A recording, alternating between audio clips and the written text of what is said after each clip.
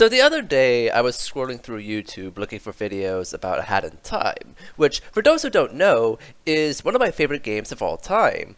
And during my search, I came across a video with "Not Good Games" in its title. That sure got my attention. So I went ahead and watched it, and oh my god, it is the worst game review I have ever seen. I'm all for differing opinions, but this one reeks of bias. So I figured, why not offer my 2 cents on this video?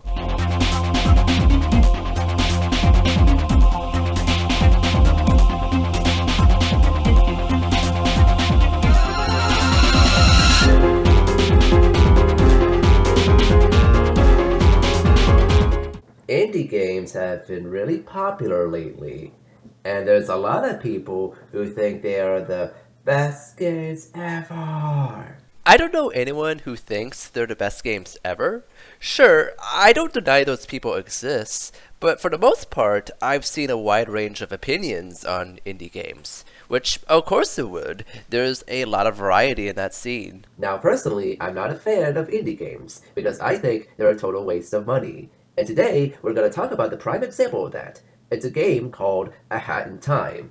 Now, I know a lot of people like this game, but honestly, I don't see what's so special about it.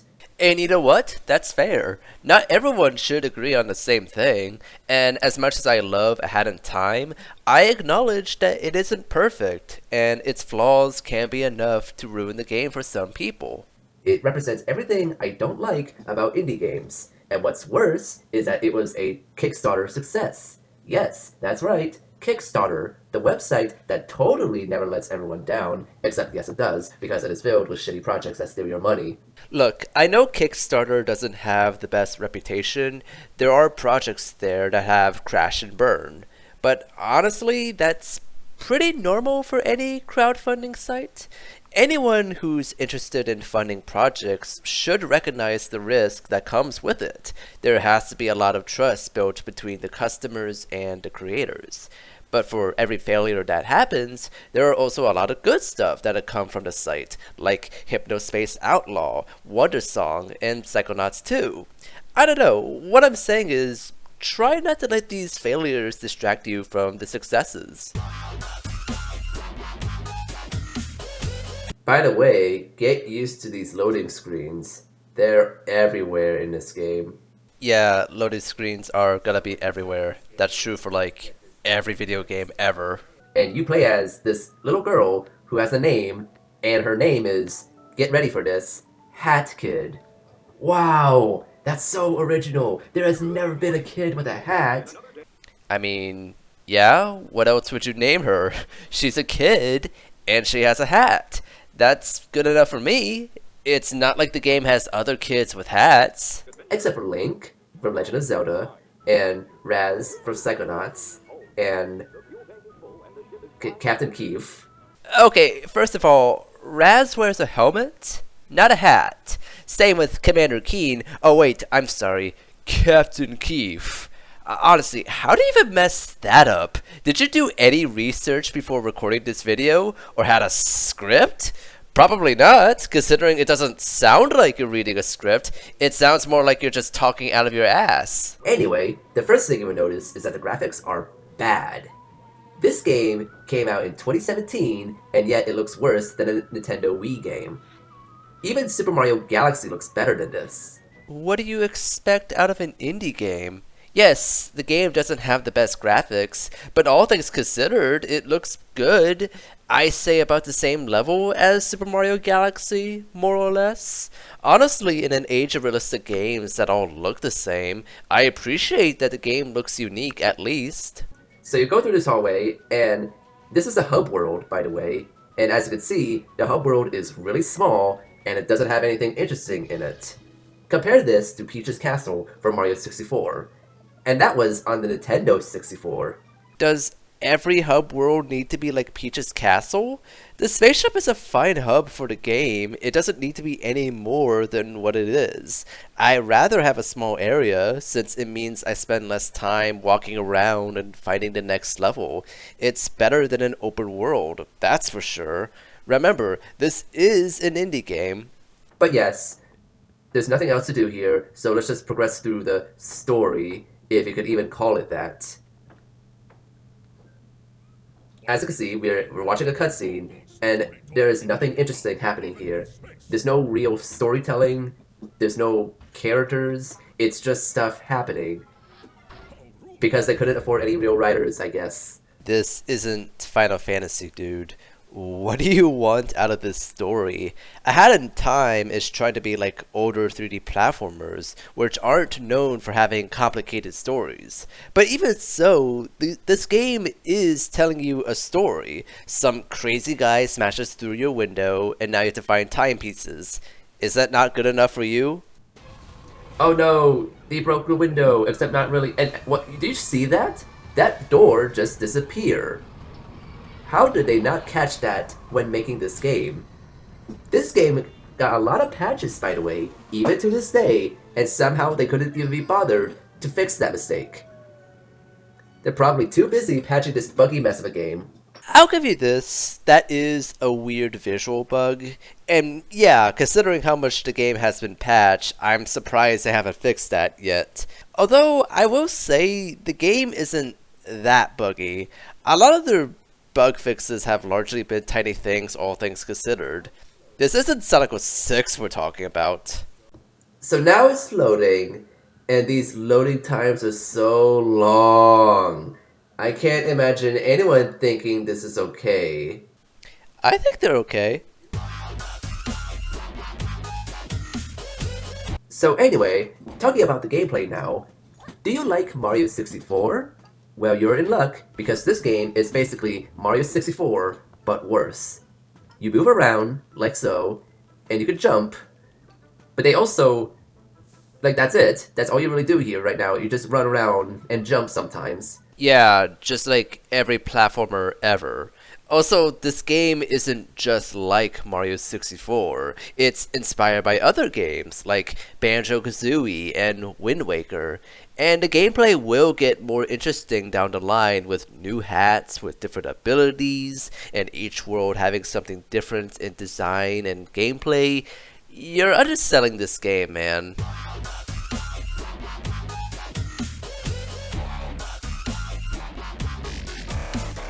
So we're chasing this character. I don't know what her name is. It's probably nothing special. It's Mustache Girl. These balloons are annoying. Let me get... Okay. Let's go kill her. Okay, that was funny. Oh, cutscene. Hey you! Down there! Don't think I didn't see you stalking me! God, she is so annoying. I mean, Mafia Town could be a really dangerous place. Stop talking, please. Your voice is so annoying. Dude, no one is forcing you to listen to her. You could just skip the dialogue. Oh yeah, you also have a wall run ability, because I guess they think that people are too stupid to know how to jump across platforms. So they add this stupid wall run ability that just ignores real platforming. The platforming in this game is very boring as a result. What? The wall running is awesome! It makes the platforming more interesting, not less. I mean, what? Does wall jumping make platforming more boring? This is all the game is right now. It is just a bunch of walking around and doing very little platforming. Great game design, guys. It's literally just the first level, dude. Why are you expecting the game to be really complicated from the beginning? It's actually good game design to start off simple like this. A lot of games do this.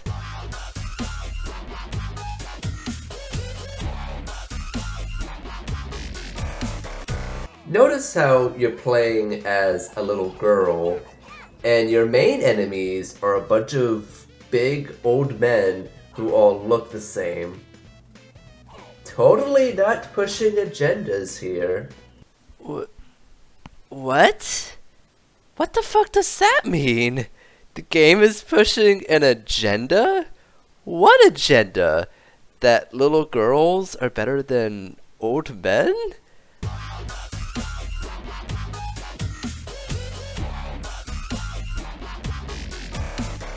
Now we're back to this hub area, because like Mario 64, you get kicked out of the level every time you beat it. Games on Nintendo 64 stopped doing this shit, like Banjo and Donkey 64. And this game came out in the 2017s, the same year as Odyssey, which also doesn't kick you out of the level. What's their excuse? Oh yeah, nostalgia. Because nothing is more nostalgic than outdated game design that should have died 10 years ago. I'm not a huge fan of getting kicked out of a level after finding a collectible. I agree with you there. But I think it works with A Hat in Time because the game is designed around that in mind. It's kind of like Mario Galaxy, where getting kicked out of a level makes sense for a game with linear level design. Oh my gosh, it's just like my childhood! Was that supposed to be funny? But anyway, we now have other objectives that we could do, and you could do any of them in any order because this game has no real story. You can still give players a choice without sacrificing the story. Like at this point, there's no real good motivation for why you're even doing this. It's just a bunch of stupid nonsense for the game to make you play through. Your motivation is to get timepieces, which the game literally shows you at the very beginning. It's funny how you complain about the game not having a story, but then clearly struggle to understand what is actually happening in the game. That's impressive. In this mission, we have to basically go to the same map again, except now it's raining, because they couldn't be bothered to make different levels for different objectives. But it's efficient. They're making the most out of the same map design. Don't kid yourself. This is lousy. This is lazy. They're just doing this just because they have nothing else better to work on. This is a normal thing for a collectathon to do? Obviously, they want you to have multiple objectives in the same environment. That's been true since Mario 64. God, what kind of level design is this? All they did is just place a bunch of cubes together, and somehow that's good enough as, like, rocks? Rocks totally look like this in real life, you know. They're all very blocky and gray. Yes, rocks are gray in real life. Have you never seen a rock before? What the fuck is... Wow. Wow. That's embarrassing. How did they not catch that at all? This is a Kickstarter game. People have spent a lot of money on this game for it to exist, and this is the best they could do. Most players aren't gonna get stuck in rocks like that. You have to go out of your way to do that, which you wouldn't normally do unless you're trying to make the game look worse than it actually is. And look, just because it's a Kickstarter game doesn't mean it has to be perfect. There are similar glitches in AAA games. I'm not gonna give a game with a much smaller budget a lot of shit over something really tiny. Also, this is bullshit. I'm able to climb up this wall, but I cannot climb up top of this crate. Again, how did they not catch this? This is so bad.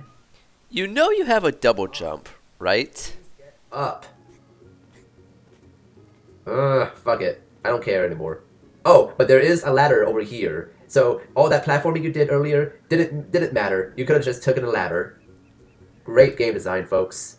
Since when is having more than one way of traversing the area a bad thing? Isn't that a good thing for level design to offer more options like that? The ladder is one way of reaching something, but it's more fun to jump around into stuff. I swear, have you never played a platformer before? All the things you're complaining about are in every other game. Okay, what the fuck? Look at the water particles right here. They're going backwards? What? That does not make any sense. Actually, the waterfall animation is moving backwards. It's going up instead of down. How did they not catch this? This makes no sense. Oh my fucking god. This part right here is the reason why I wanted to make this video, because it is so stupid. That's not a waterfall. In this level, there is a structure above the town that's sucking the water out of the ocean. It's getting sucked into that thing. The fact you failed to notice the centerpiece of this area, the place where you fight the boss of the chapter, convinces me that you haven't actually finished the game. All throughout the video, you just suck ass at this game.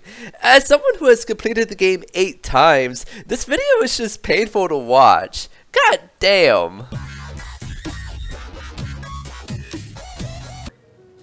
All in all, this game sucks. Majorly. It sucks balls. This game is everything wrong with indie games, wrapped in an over-budgeted Kickstarter game. The fact that this game even succeeded in Kickstarter is sad. It shows that people don't really know what they want and are content with buying a really mediocre 3D platformer that's no different from other 3D platformers, when really they could have saved all that money and spent it on better games by real companies that actually know what they're doing. Okay, now you're just insulting people who like the game. You could dislike the game all you want, but that doesn't mean you should target people who do enjoy the game. That is just a low blow, and it really shows how immature you are. Do not buy this game. You're better off spending money on better games from other developers. Stop overhyping mediocre garbage made by people living in their parents' house. Anyway, thank you for watching, and please give this video a like and a subscribe. I'll do you one better. I'll leave a dislike on your video. But yeah, overall, this video was a steaming pile of shit. It was poorly reasoned, it lacked constructive criticism, it goes as far as to insult the fans and the people who made the game. Basically, it has every cardinal sin of bad video game reviews. I am so glad to finally get it done and over with. This was such a slog to get through. Why did you even bother making this video if you don't like it so much? What? But I had to make this video, or else... Or else what? The video doesn't even have 100 views. I think you're taking this way too seriously, dude. Well, you know what? Maybe you're part of the problem. It's because of people like you that these shitty videos even exist. Oh, that's where we're going with here? You want to fight to the death? You want to throw hands? Now? Hell yeah, I want to throw fucking hands! Ah!